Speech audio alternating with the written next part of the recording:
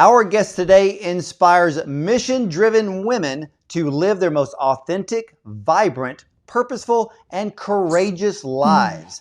Tiffany Hendra is a wife, TV personality, empowerment life coach, and creator of the YouTube channel, The Coaching Sanctuary and Empowerment Company for Women. But Tiffany Hendra was inducted into the Bravo Housewives sorority as a Season 1 cast member on Real Housewives of Dallas. She now hosts and co-produces her own lifestyle show, So Thrive with Tiffany Hendra, with the mission to help women get out of survival mode and truly thrive. Well, in 2002, Tiffany was living a fast-paced, glamorous life as a model and television host. Externally, she appeared to have it all, but on the inside, she was slowly dying and spiritually disconnected due to the unhealed trauma she experienced as a teen. Well, she hit rock bottom and met God on the bathroom floor in West Hollywood from a near opiate overdose. But this was the beginning of a very long mental, physical, and spiritual journey that would ultimately transform her mess into her message. And this journey ignited a deep passion to empower women around the world to do the same. So, ladies and gentlemen, let's welcome TV personality and empowerment life coach extraordinaire, Tiffany Hendra, to the show. Welcome, Tiffany. Hi, it's so good to be with you. Thank you for having me. Oh, I have been looking forward to this for quite a while, and it is so great to finally see you and meet you. We have quite a bit in common as we were speaking off camera, so I'm going to kind of kick that off right now. You grew up outside of Houston, Texas. So how in the world did you make your way to Hollywood? I loved that pre-chat. Not a lot of people, when I say I'm from a somewhat bad part of tracks or lower middle class, people don't really know where that is outside of Houston. And you knew exactly. You knew the little tiny towns. So I feel like I'm talking to a brother. It feels really good. But I think going back, my grandpa would give me National Geographics, and I of course had a Japanese grandmother. My dad was born in Japan, so I always say my dad is a Japanese redneck. He is the most Houston, Texas guy, and born in Japan. He's Japanese, but he has this redneck accent. He drives a Corvette. He drives a Ford. He likes American cars, but I love my upbringing. I always love where I'm from. Let me just preface with that. But having my nose in National Geographics and having a more international family, I just knew that there was a big world to see, and started modeling as a teenager. And we mentioned the local colleges there in Houston. I did get an art scholarship, tried to do that. But the minute I was given the opportunity to get out of that small town and travel with modeling, I was like, where is my passport? I'm on the plane, and that's what I call my university. Well, let me ask you this because you mentioned modeling. So did you kind of do small modeling in the Houston area? Yes, and you probably saw me in the Foley's newspaper and the Houston Chronicle. I did all the Academy ads and the Academy commercials. I did, and if you remember Neil Hamill found me at the Baytown Mall, at the San Jacinto Mall, at one of those mall searches. It's that stereotypical story, but he found me in the mall. He was from. Did you know he was from? He was actually from Baytown. That was his hometown. Yeah. So I Wow. was found at the mall. Well, you mentioned San Jacinto Mall, and I'm like, oh my gosh, there's so many malls now that I won't dare walk into. That's one of them. Exactly. Then you know. Oh yeah, and so you were doing well. That's a pretty good resume Hmm. as a teenager. And so did that even ignite the fire deep within you to go from modeling and to go to Hollywood?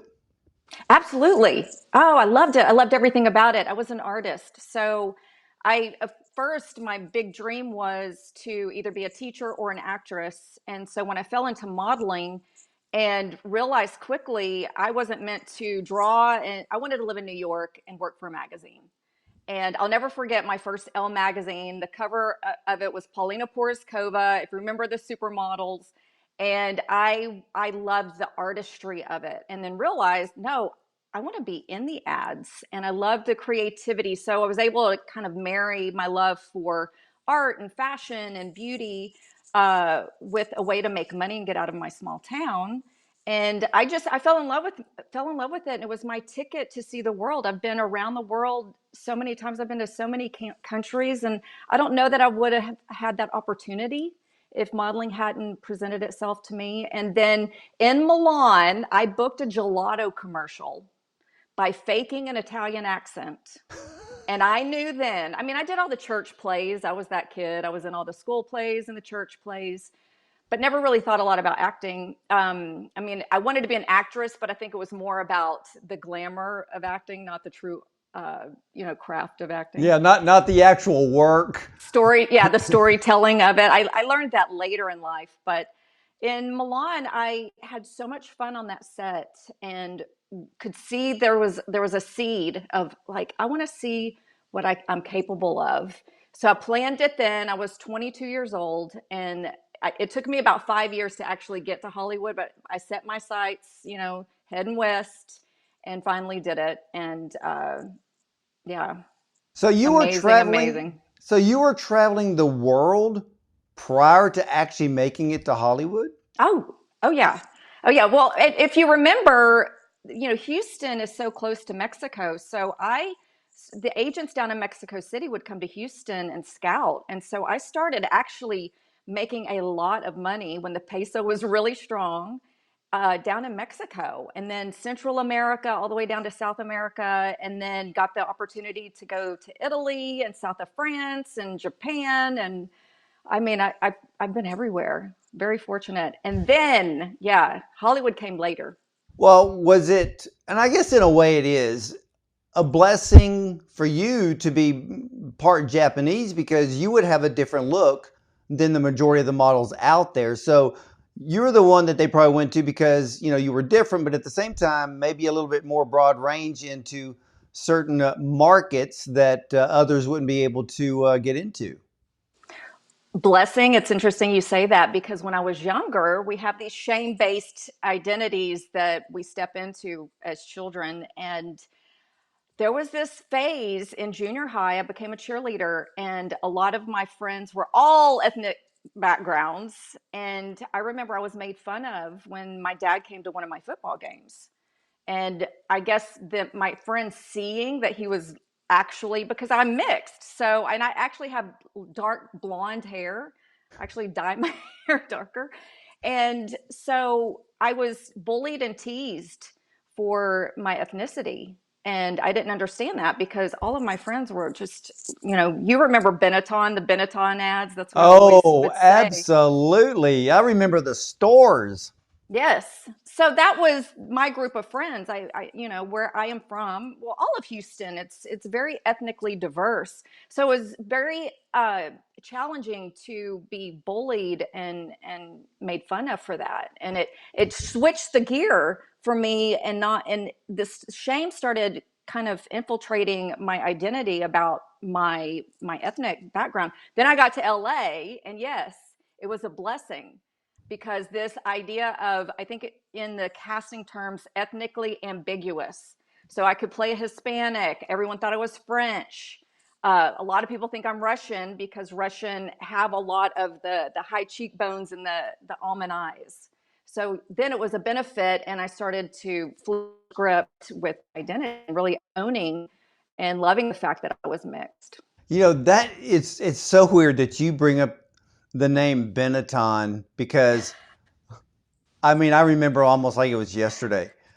What is so funny, and I just want to bring this up real quickly here, because what is so interesting today is that everybody's jumping into the diversity, the inclusion, and all this kind of stuff, when Benetton was so far ahead of the curve back when, what were we talking about? Mid 80s? Mid Going 80s. into the late 80s, Benetton was like the thing. But it was their ads that were, at that time, shocking, provocative. And so from there, I guess in a way, because of the way their marketing and advertising was, you saw yourself differently then.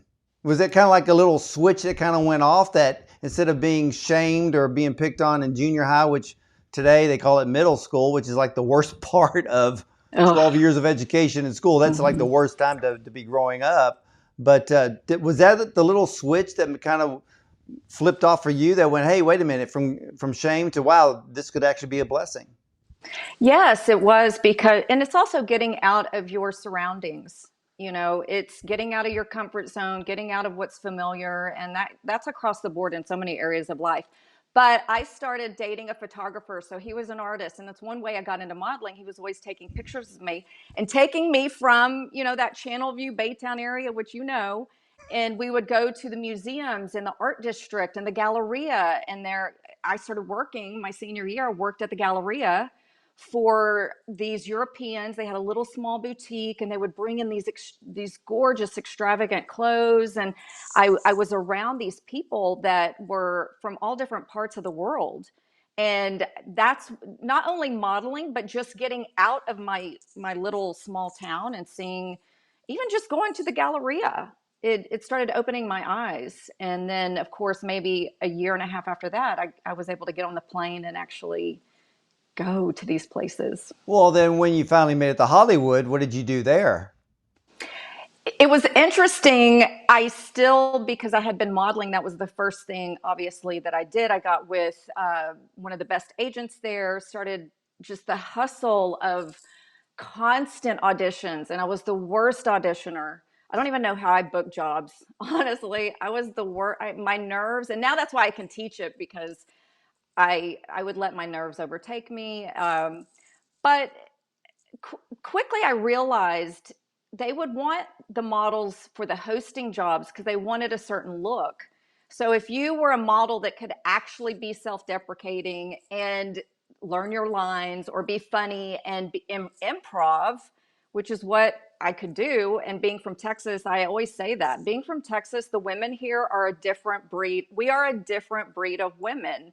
We are strong, but we are compassionate. Just, I don't know, the water in Texas, or something in the water, I don't know. But casting directors started remembering me. So when it was, let's look at the models and see who could actually speak and have a personality.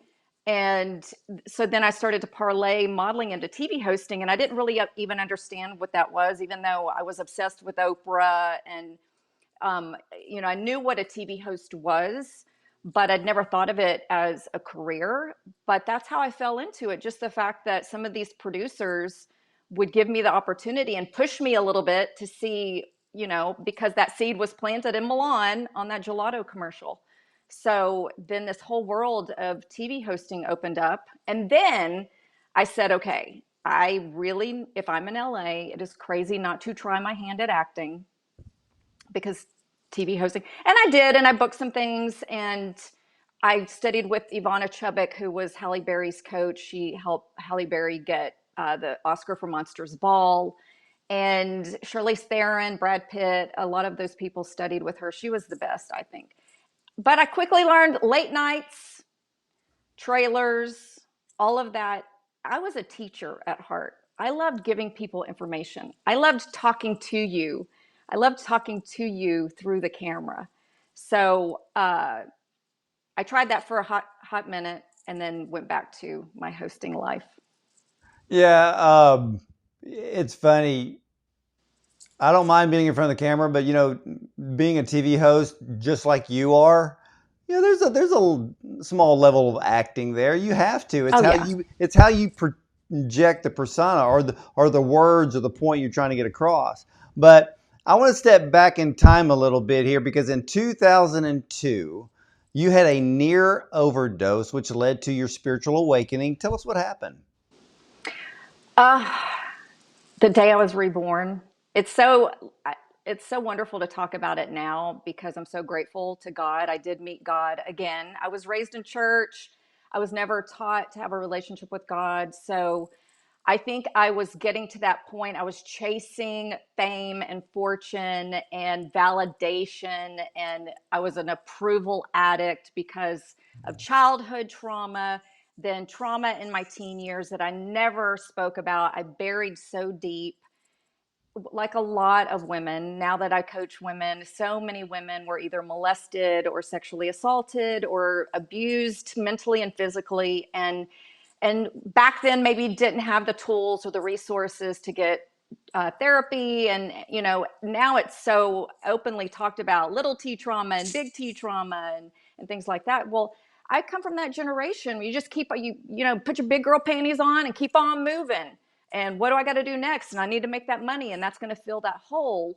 And so I remember in 2001, the year before, I was miserable, and here I was overlapping TV shows. One producer, I didn't even need to audition anymore. Producers would just say, "Hey, we want Tiffany for the show," and it was, I mean, any girl's dream, really. But slowly, I was dying on the inside, and as we know, when you have secrets, it's a poison that slowly kills you. So to numb, like so many people, I was numbing with everything.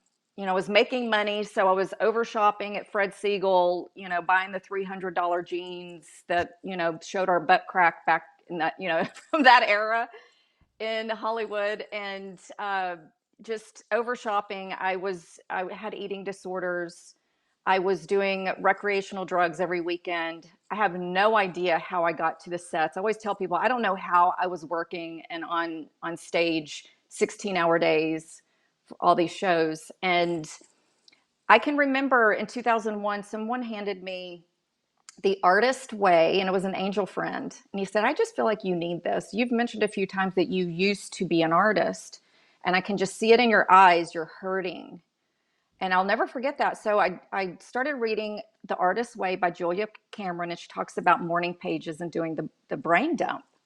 And it's for artists and a spiritual reconnection when you feel blocked, whether you're an author and you have writer's block or anything like that.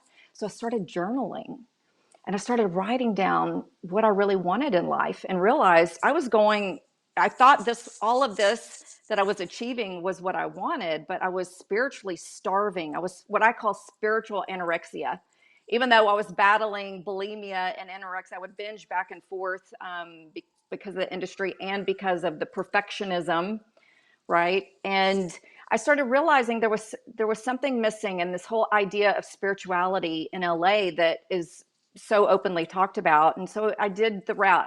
Started hanging out with my yogi friends, and started, I remember standing in line for 4 hours to get a hug from the patron saint of hugs, this heavyset Indian goddess woman, and she would bless you and give you a hug. Like, I was seeking everything. And the moment you actually start taking ownership of your life and getting real with yourself and what you want, God and all your team of angels is there to conspire to help you. And because I'm so hard headed, as my dad will tell you, I think when my husband asked for my hand in marriage, my dad was like, well, she likes to do things her own way. So, so that tells you, if your own dad doesn't even really congratulate your soon to be husband, he warns him. Well, let me So, ask you this, Tiffany, because if for a lot of people who don't know, a particular side of Hollywood, how big, or let me reword this. How addictive is the drug of fame? oh, I love that you asked this question. It, especially now, this was 20 years ago. I just celebrated 20 years this spring, 2022. It's exactly 2 years from my rock bottom moment. Especially now, because of the Insta fame and social media, and people becoming famous for not having a craft of acting or being a Yeah. fantastic singer. So now they just want to be famous for the sake of being famous. But yes, back then, we didn't have social media, but I had the magazines. I was obsessed with certain actresses.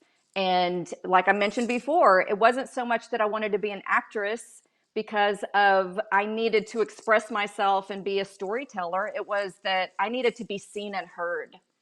I wasn't seen and heard as a child. So I think with fame, It often is that deep, deep desire. Please see me, please hear me. So it does become an addiction. Yeah, And I because was you're addicted to it. I was addicted to everything. yeah, because even back then without social media, and for people who are if they're film stars, TV stars, rock stars, a lot of people in the area of fame have underlying insecurities.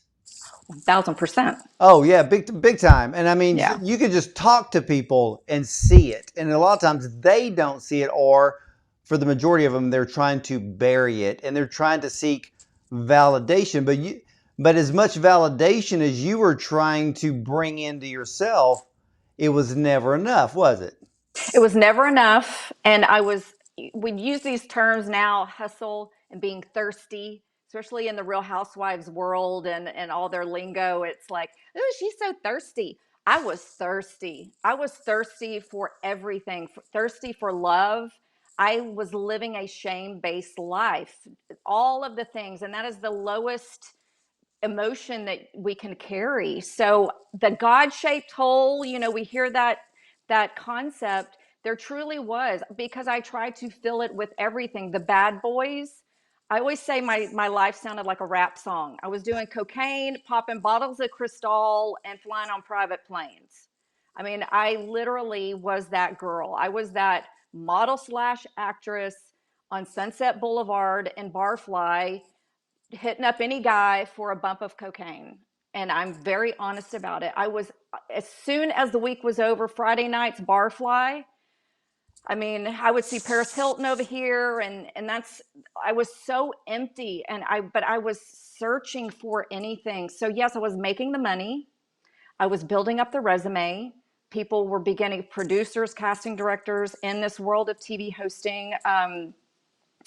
The food, the over shopping, all those things, and nothing could fill it. So what we hear, that saying, God will hit you upside the head and then he'll throw a brick, and then it's like the 2x4. And it was that screeching halt moment that took me to that bathroom floor. And I always tell women when they when we work together, I don't want people to get to where they're so spiritually disconnected that they don't hear or feel the just the tap upside the head. I don't want anyone to get to the point where they've got the 2x4 and they almost lose their life. That was my path and that was my journey.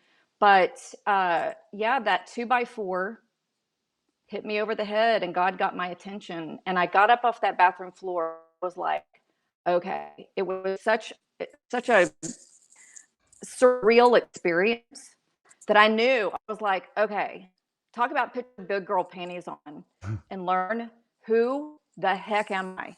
What am I here for? God, it was the first time I prayed since I left the church when I was probably a freshman in college.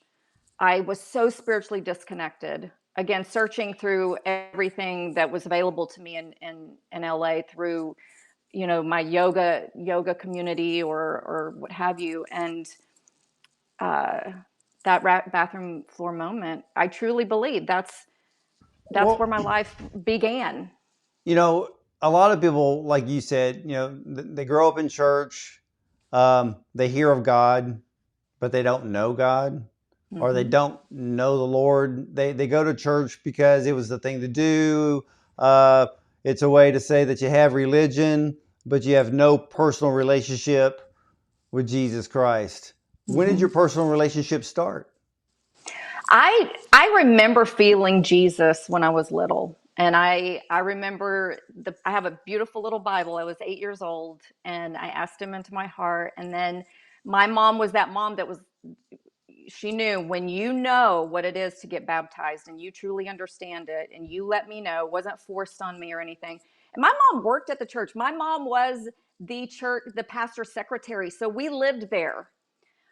So we heard the concept of Jesus, and I remember feeling it. I remember being baptized, and I remember crying. And I was this spirit. We're all spiritual beings, and being an artist, I was that kid that wanted to be barefoot.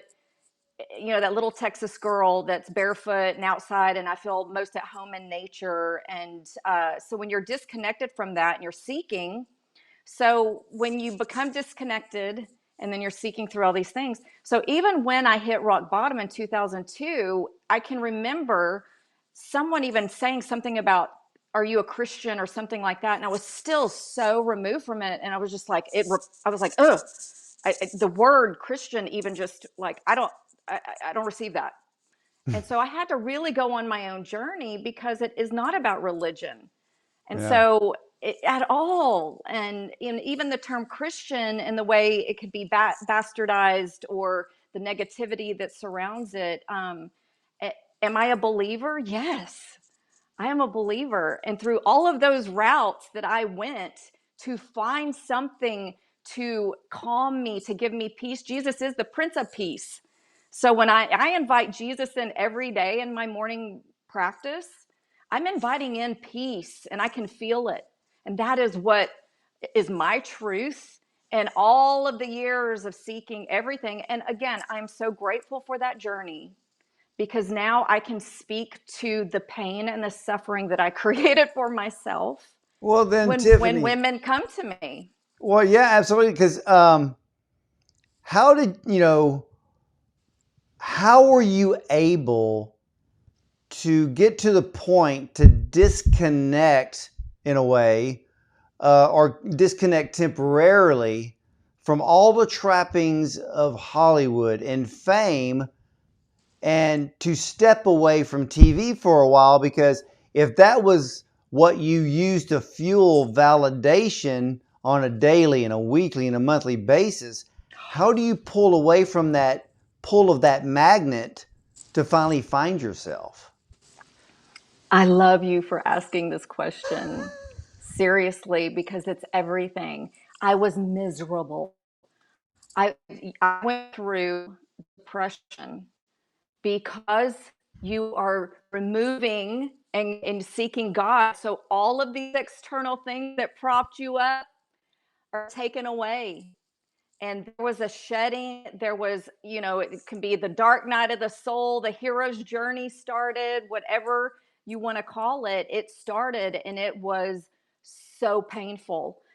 But by the grace of God, I ran into my husband about a year because I actually came to Dallas right after I hit rock bottom.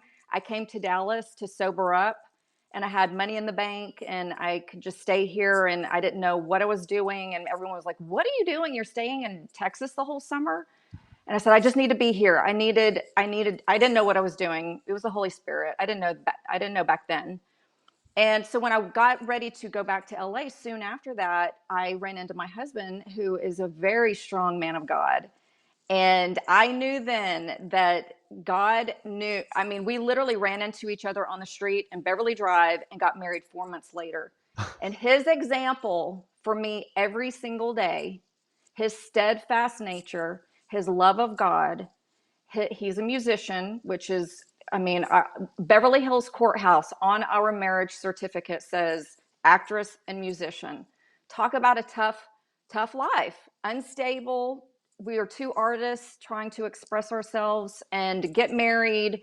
His green card didn't come through in time. It was so difficult, but him being an example every single day while I was going through that depression, while things were stripped away, I know was part of the plan because I don't know if I could have done it by myself. It was Well, very then, difficult, a very difficult time in my life. okay, so was this the was this the time in 2014 where you and your husband took that leap of faith and No, moved to Texas? Oh no, that was no, before. no. So I hit rock bottom in 2002. So to timeline it really quick, 2002, 2004, we got married. And so, no, for 10 years, we were in LA struggling. I had like 4 jobs. I was working in boutiques. He worked construction.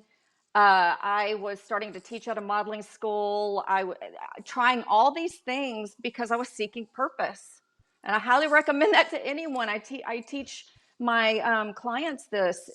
They're seeking purpose, which is, I believe, one of our number one jobs here is God gives us these gifts. It's our gift back to Him and the world to fully use all of them So I was teaching modeling classes. I was volunteering and teaching.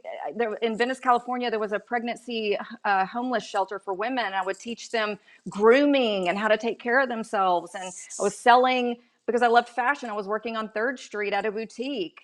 Like, I was selling skincare. I was doing all these different things. And we were barely getting by. We had the ramen noodles era, like legit.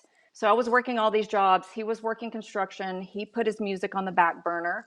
And then, as you know, God starts shifting things and things started moving and happening. And my husband partnered and started an independent label and produced an album. And uh, things started turning around. And then one day he just called me from his studio and he said, I've really been praying about it. And I think it's time to take you home to Texas.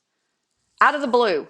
The man is Australian. He loves California. We have never talked about moving to Texas, but I knew how just the conviction in his voice. I was like, okay.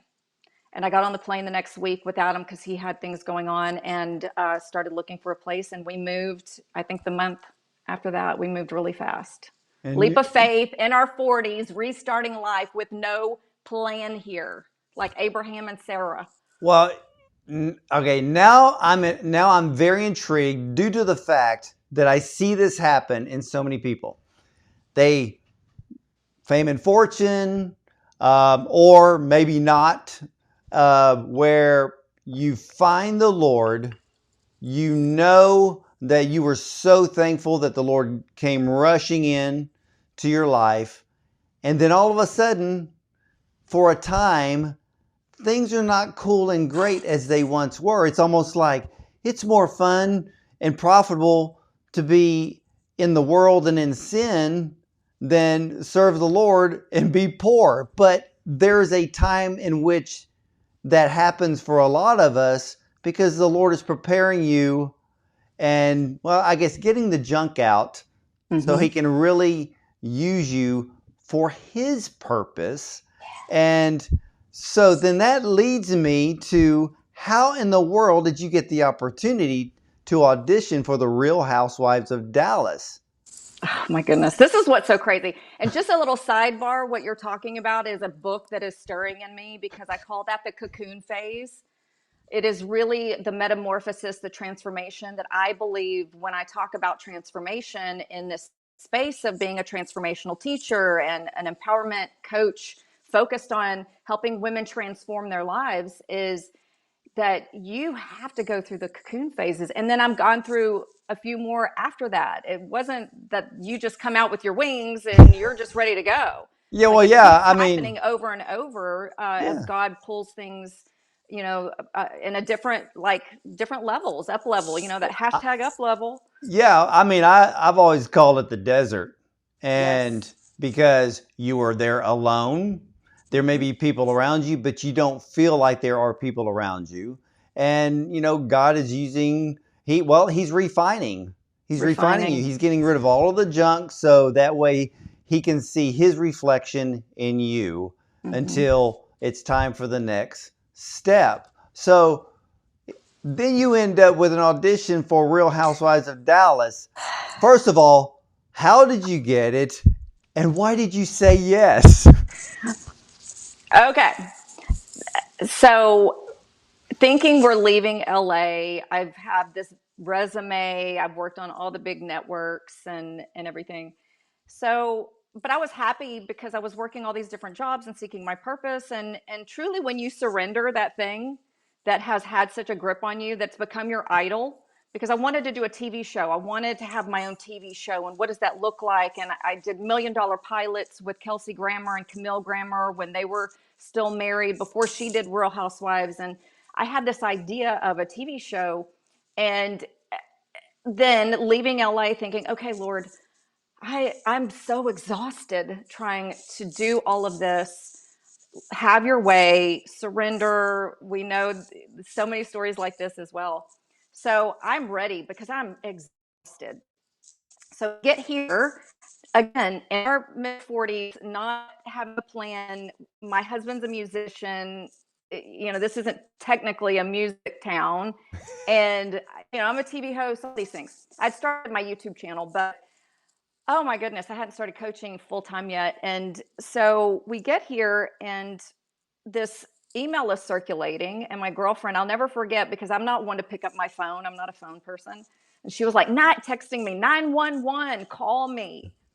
And she said, there's this email, there's this audition going around. I'm going to send you the email. It sounds exactly like, because I did want to have my own show, and I wanted to grow Sanctuary of Style into a TV show, and the brand was building.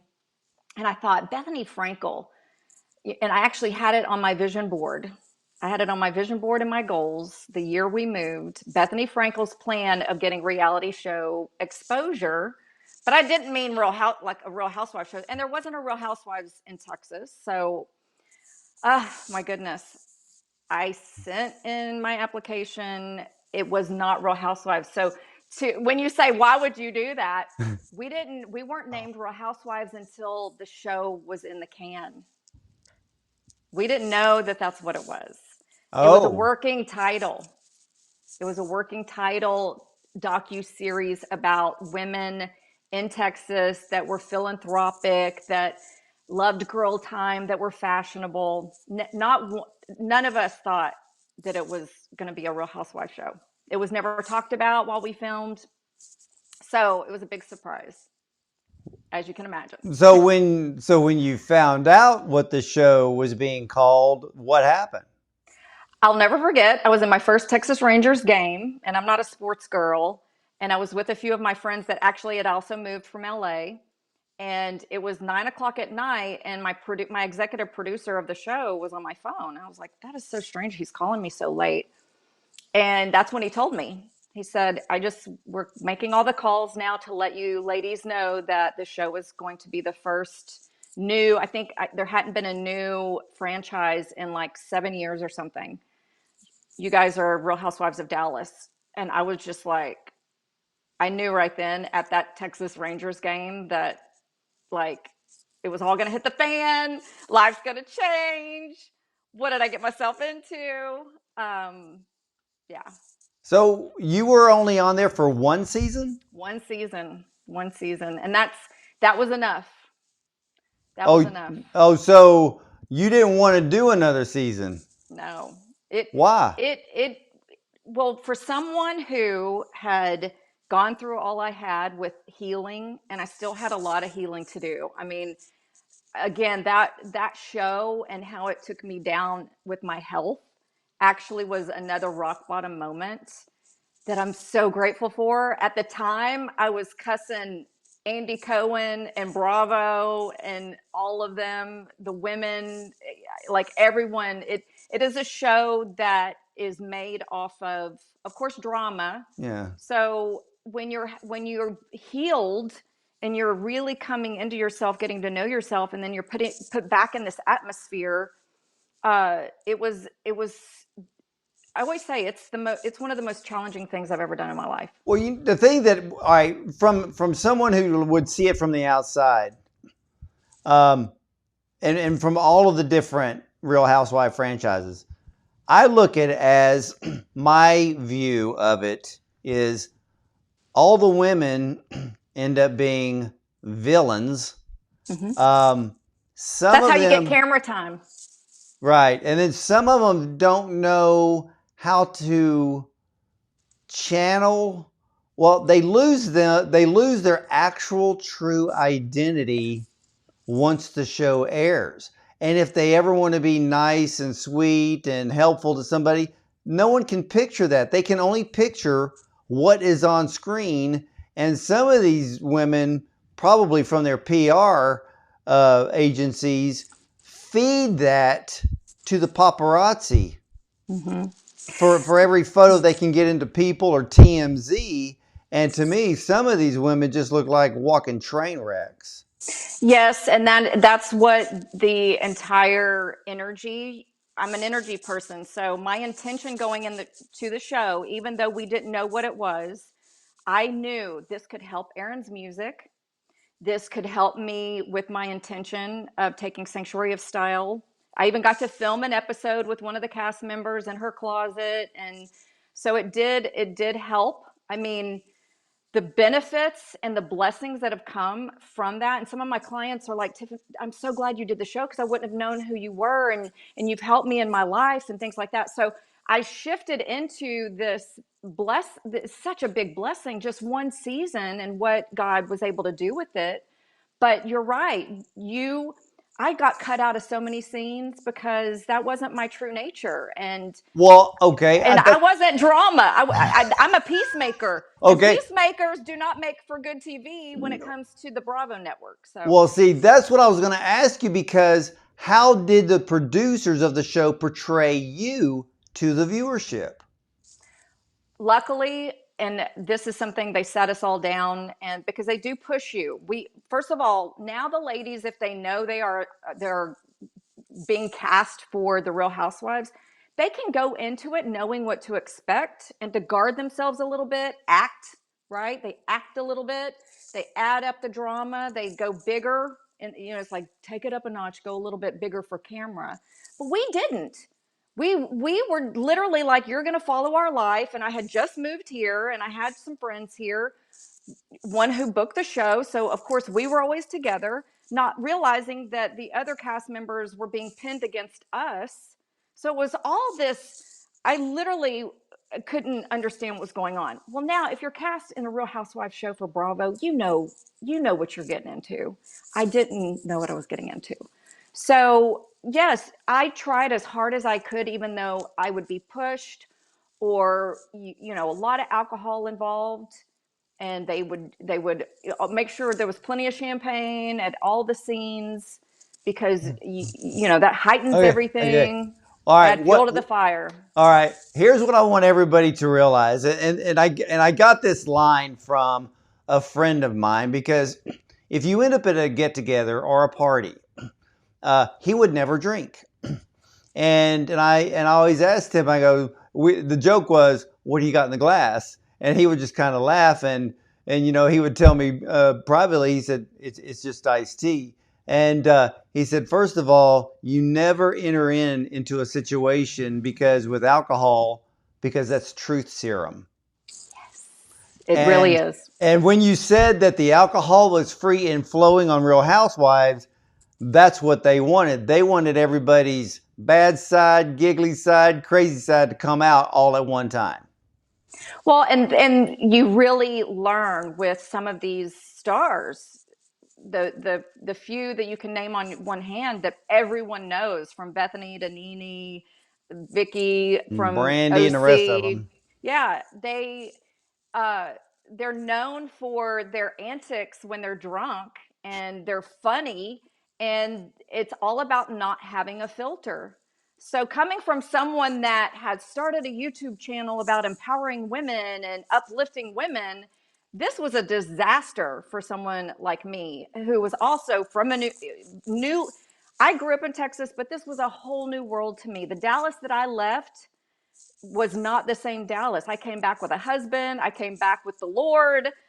I, all these, I was a different person. Well, And then so to how, be thrown Tiffany? into the mix, it was something else. Well, then how did you turn your side gig of being an empowerment coach into a business helping women on their own empowerment and their wellness journey? Because in a way, I guess I can see where the Real Housewives of Dallas, gives you that great exposure. And it seemed like you really, even though you didn't know what the name of the show was going to be, you seem to have played it smart within the filming, not to, well, damage your future brand.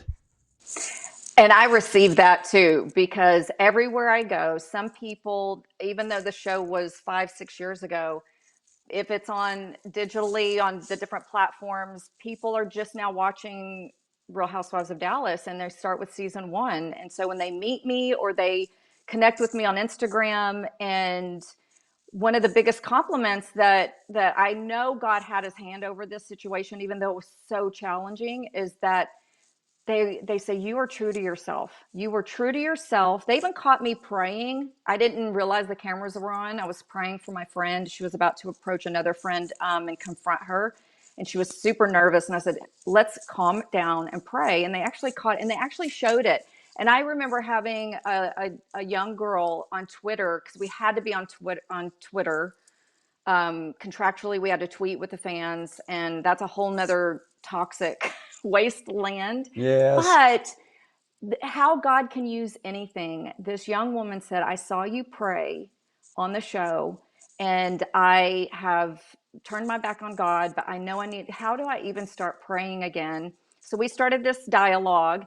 And then about a year later, she messaged me again. She said, I just bought myself, it was 25th birthday. She said, I just bought myself a Bible for my 25th birthday. And I don't know that I would have come this far. And then I finally met her on one of my trips to LA. She lives in California. If you hadn't prayed on Real Housewives, because that planted a seed in her to start praying. So all is said and done, the rock bottom, drinking too much. I didn't do another drug since 2002, but I abused alcohol. That was another rock bottom moment. So once I came out of that, I had to go onto a whole new level. Plus I was 45 and starting like the whole perimenopausal journey, and my hormones were out of whack. So there were days where my body was so inflamed that I felt like I was getting arthritic. My hip had this little creak in my knees were hurting. And I remember being flat on my back, could not get out of bed after the show. And I remember going to do the reunion in New York, and I had chronic bronchitis during the filming. I was on constant cold medicine. I was sick during that filming, and I looked so much older than I do now. So that, again, grateful for it, because that whole new level of spiritual healing, wellness that I had to go through in that season. And then people started to recognize me, and and to wear another brick upside of my head, where God is like, I'm over here, because I was so myopic about having my TV show and Sanctuary of Style, and I was trying to heal, and I was a hot mess again. I'm like, all this healing that I had done, and I'm in this situation again. And God's like, hey girl, I'm over here. These women were wanting to hire me and pay me money. And I'm like, yeah. And so I finally did the pivot, and I said, okay, I surrendered again. I said, whatever you want me to do, because I'm exhausted again. And so that's when that journey started. My roster grew really fast. I didn't know how to handle that. So I had to slow the brakes, get into a year-long coaching program to learn I had the natural giftings, but I need to learn the business, and I needed to learn how to harness, and still not healed from codependency, which, that's a whole nother thing, that coaches and therapists and servant leaders have to heal, is their codependency. And here we are. So I'm able to use all of that. I have a mastermind now, and all they wanted to talk about last week was, Tiff, you talk about water, and you always have your water, and you're about to be 51 years old, and I don't get it because you look younger now, and all this kind of stuff. So this holistic approach to their empowerment, and I don't empower anyone. I don't heal anyone. I'm being a guide, and they empower themselves. And my whole basis for everything that I do is helping women align with God. And that is where true transformation, that is where true empowerment, and my wellness, I was ill in every area. My wellness comes from having that foundation. So Yeah, and it really goes back to the beginning, where your own mess becomes your message, or your test becomes your testimony. mm-hmm. And that's what you're doing now. Now let's talk about something amazing and fun. Your television show, So Thrive. Mm-hmm. How did this come about, and what's ahead? It's so exciting because in 2020, I had surrendered, right? So I was building this coaching business, and I was having that inkling again. And I always tell women to pay attention to those things. If you've lost that flicker, go back to the things that light you up. And I love being on camera. I will do my IGTVs and my YouTube videos. And in the summer of 2020, which I think for most people, it was a season of, what do you really want? unfortunately, a lot of divorces happened, but the rubber hit the road for people and saying, okay, this pandemic caused us to go within. People were physically stuck at home and forced to look at themselves. And I did the same thing. And I remember that summer saying, do I really? Okay, I'm going to give myself permission. God, I still want a TV show. I'm a teacher, whether I'm one-on-one with clients or I'm on my Insta stories. I still want a TV show. I love being in front of the camera. I'm an introvert, but this is my happy place. So can I ask for that again? Can I unshelf some ideas? And I remember exploring and spending a weekend with God, and I lit candles and I had beautiful music playing, and I just spent time alone exploring. And I think a lot of people did that during 2020. And I started seeing this word thrive. I said, it's more than sanctuary of style, even though I'm clearly a glamour girl and I love beauty products and all the things. But it was about survival mode. I was in survival mode most of my life, and I was exhausted. And so what does it mean to thrive? And that word is used a lot. There's a lot of products with thrive, but I put it really big. It was on my vision board, and I started meditating on that word. I love words. I'm a word girl. What does that mean to me? And I kid you not, a month later, after I finally gave myself permission to dust off this dream, and Christian reached out to me, and he had this idea about a show that concept we could do. And he and his co-founder, Casey, had built this platform out of 2020 called My Wellness by Nature, and getting contributors, doctors that were all about getting to the root causes of illness so that people could live well instead of just putting a Band-Aid or popping a pill and things like that. And truly being this platform of contribution to the world, which is what I was all about. And I had just gone through this intense wellness journey, and I'd learned everything. I'm like a kid. I soak it all up. I learn everything. I did a retreat, Tony Robbins wellness retreat this weekend while everybody was probably at the lake. I was like, I can't wait to do this wellness retreat here at home. It was virtual. So we got together and literally felt like we were family. We had the same ideas. It's again being seen and heard. So you clearly know this if you're working with producers or agents or people in a collaborative way with TV shows and concepts. You really, especially at this point in my life, it has to fully be, me. It is Well, all about me and yeah, not being changed or morphed or pushed to act a certain way. yeah, and with that time in life, and I know exactly what you're talking about, it becomes a purpose. It's not just Yes. doing it to do it for like yourself, like most of Hollywood. Hollywood's very self-absorbed. But when you get into things like wellness, um, from any point of view, body, mind, and spirit, it becomes very purpose driven. Yes. And your show So Thrive is very purpose driven. It's Mm-hmm. considered a docu-series, and you Mm-hmm. interview leading holistic doctors and experts. What did you learn from filming it?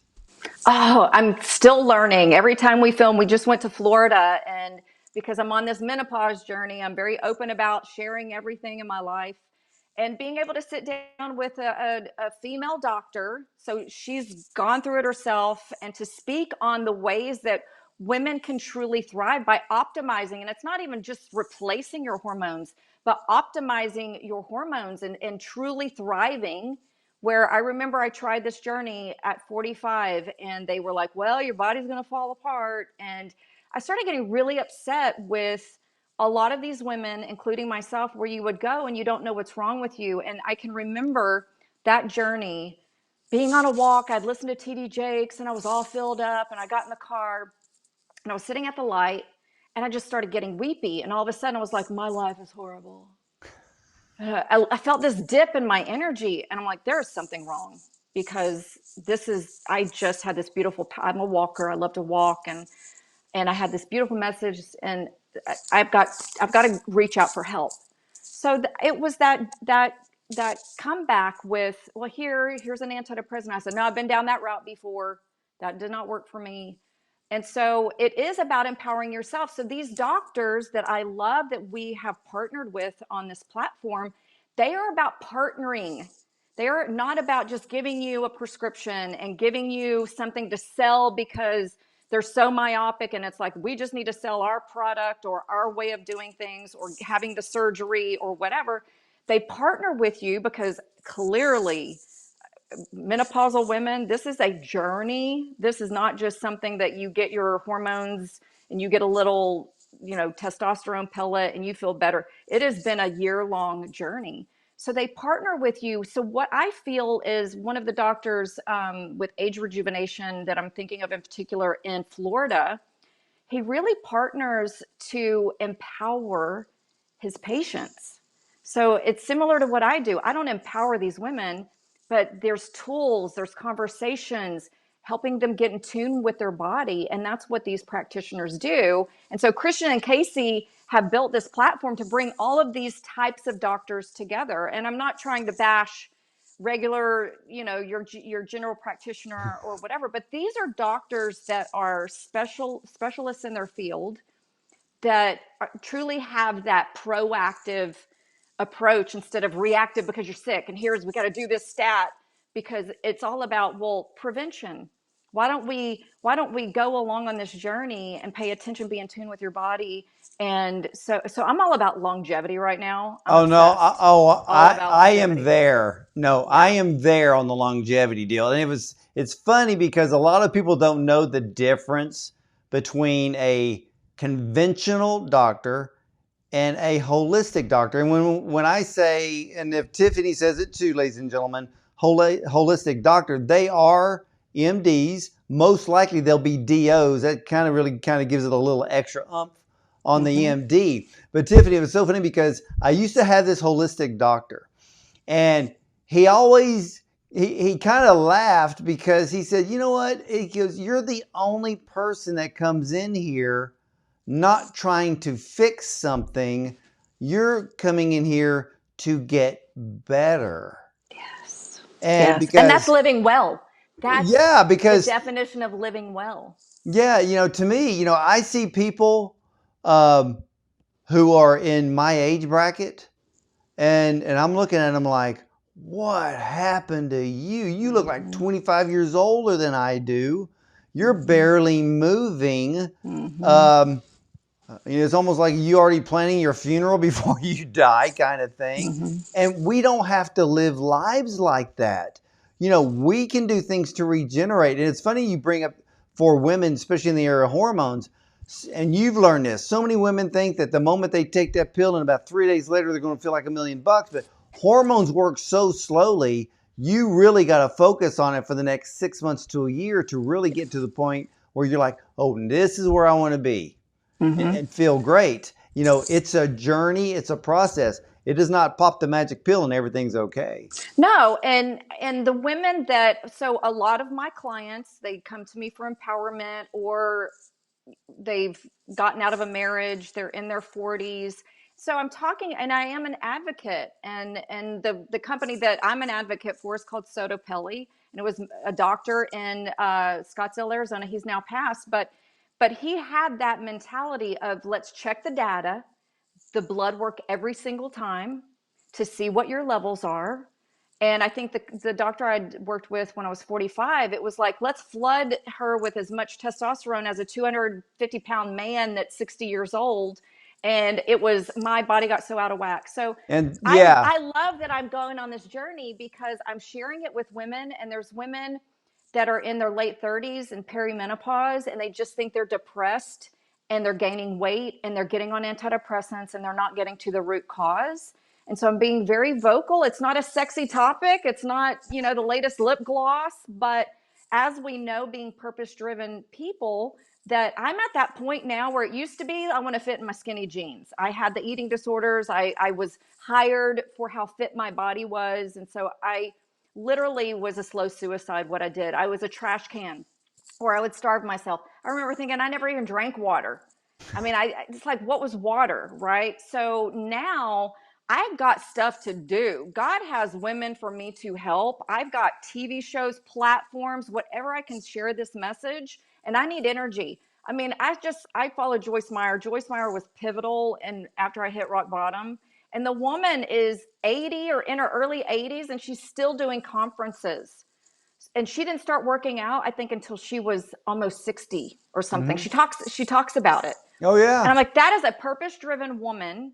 And I have to have energy. So energy is the new currency in the wellness world. Energy. If you don't have energy, you can have all the money in the world.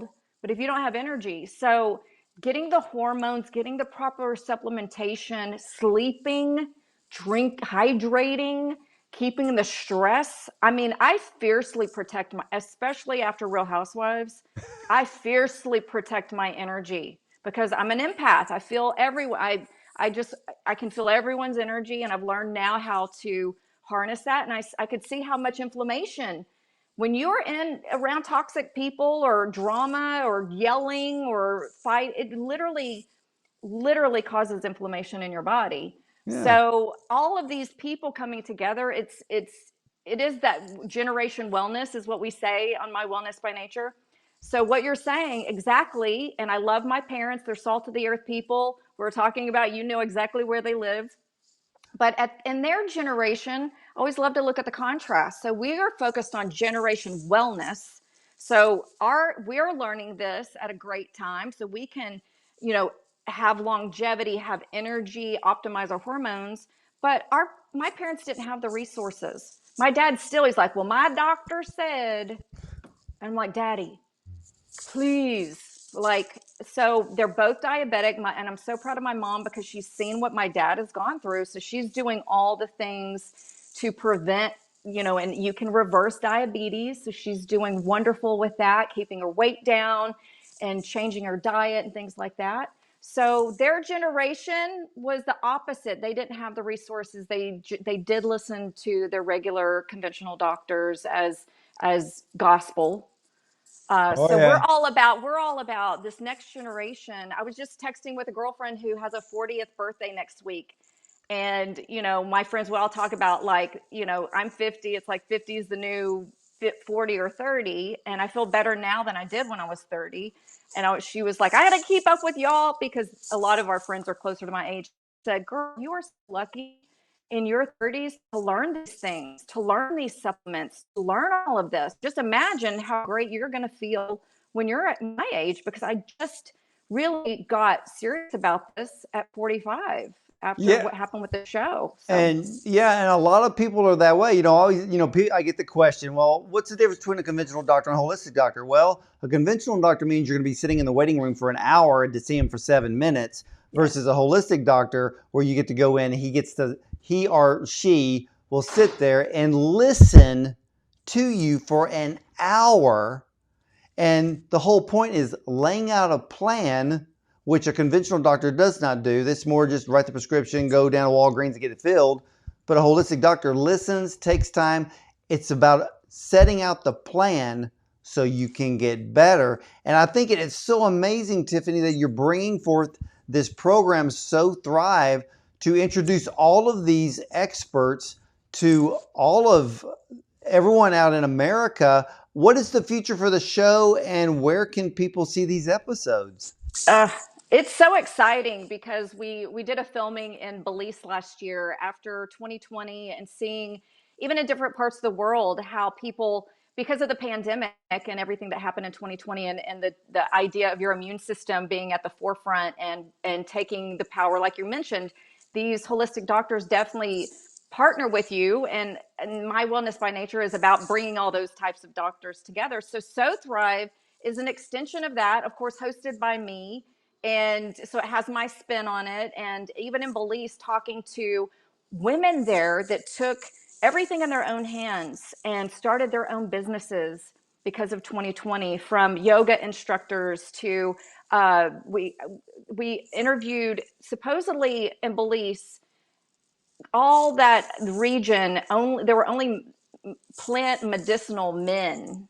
So I got to interview a woman that was one of the only female medicinal, like she can pick a plant off any tree and tell you what it does and what it's for. And so what she's doing now is empowering the little kids, and she'll teach little workshops teaching children. So again, generation wellness, where we're talking to all these types of people that do have the interest. It's like, it's like the veil is lifted. So having these conversations all over, it's a joy because I love people, I love learning, and being able to do it in this more docu-series. We call it edutainment. It's Yeah. educational, but it's entertaining. Yeah. And Christian and Casey, we're like family, and so it is about that beautiful collaboration. And so the people and the energy that you bring together is just really to help the rest of the planet and teach. It's these small little things. They're little small changes that you can make. And it's what I've done in my own life. They say you often teach I've had many valleys, the rock bottom and the valley moments and the mountaintops, but I can teach it because I've been through it. That's right. Yeah. So Yeah, that's what and we're doing with So Thrive. exactly, and ladies and gentlemen, go to, and you'll see it at the bottom of your screen, mywellnessbynature.com/so thrive, and you need to check out all of the episodes. And Tiffany is just doing a fantastic job. Tiffany, the thing is about wellness, especially in the last couple of years, I think a lot of people are finally catching on, to Yes. realize that we are the ones that need to take charge of our own health, our own journey, our own purpose, with the Lord's help, leading and guiding the whole way. We're created in His image, but unfortunately we have free will, and we can either damage it or we can make it thrive. Right. Exactly. So it's those decisions every day, right? So with food, with women, I say, is this life-giving food, or is this dead food? It's little simple. Does this choice empower me, or does it disempower me? That's right. And it's Right? and the magic word is choice. So Yes. we have the power to make the right choice. So it's kind of like, and this, we can either choose, it takes the same energy to choose fear or to choose faith. Which one are you going to go with? Because one's going to keep you in the same spot. The other one will propel you to a new destiny and a new journey. And comes down to choice. So, thrive or die. So that's what it comes down to. We ought to have biker shirts that say thrive or die. Yes. But ladies and gentlemen, check out TiffanyHendra.com on the bottom of your screen. You want to follow her across all the social medias. It's at Tiffany Hendra. And wow, Tiffany, I've had an enjoyable time with you. And wow, Likewise. and I can't wait to see where your TV series, So Thrive, is just going to go from here. Yeah, me too. I appreciate it. Thank you for this opportunity. I love what you're doing as well. It's all with that collective choice to be of purpose and to use the platform to share positivity, to share stories, and these little bitty, even on My Wellness by Nature, when you're talking about that as a path, you can go on there and choose your own wellness path, and you get little nuggets, and it is not as hard as you think. So thank you for this opportunity. It's been a joy. True Oh, joy. absolutely, Tiffany. And ladies and gentlemen, let me encourage you right now that you can make a change. And it's just like Tiffany said, the changes could be small, but remember, a snowball turns into an avalanche. So take one step. If all you do today or tomorrow is start drinking water, just doing one thing, you will be surprised on what happens day after day.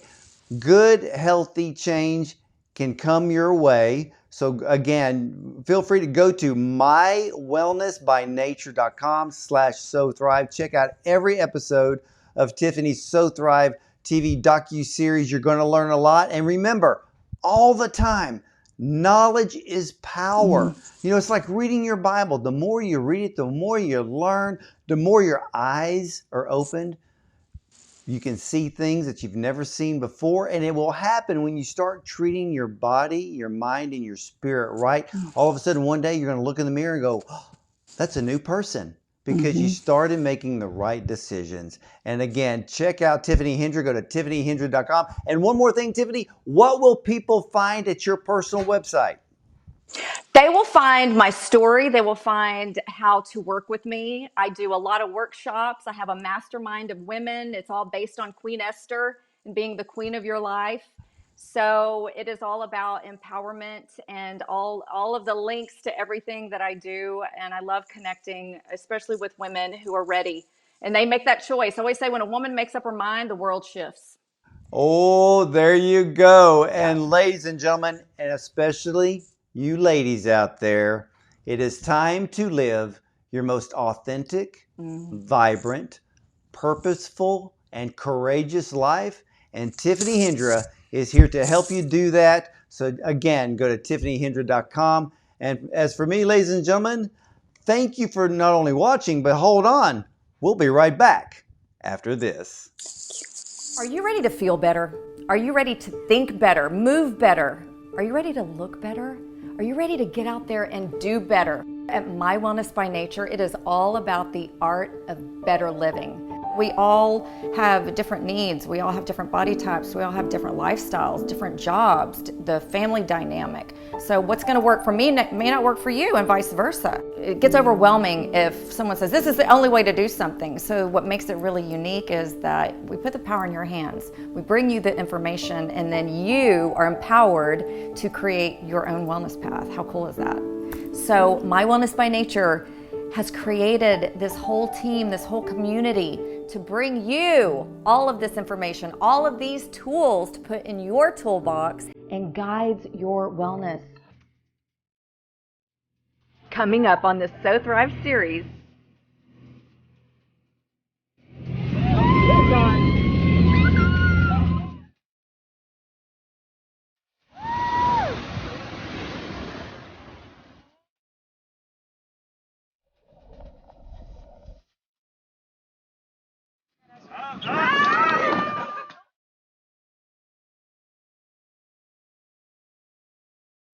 Can I hug you? Yeah. Oh my goodness. Frank, your stories. I'm in shock. That's how you guide your wellness every day. You just live that way instead of waiting till you get sick. Whew.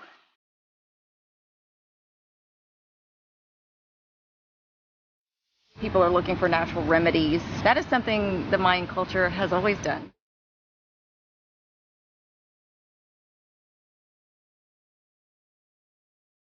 Oh my gosh, that is a tweetable.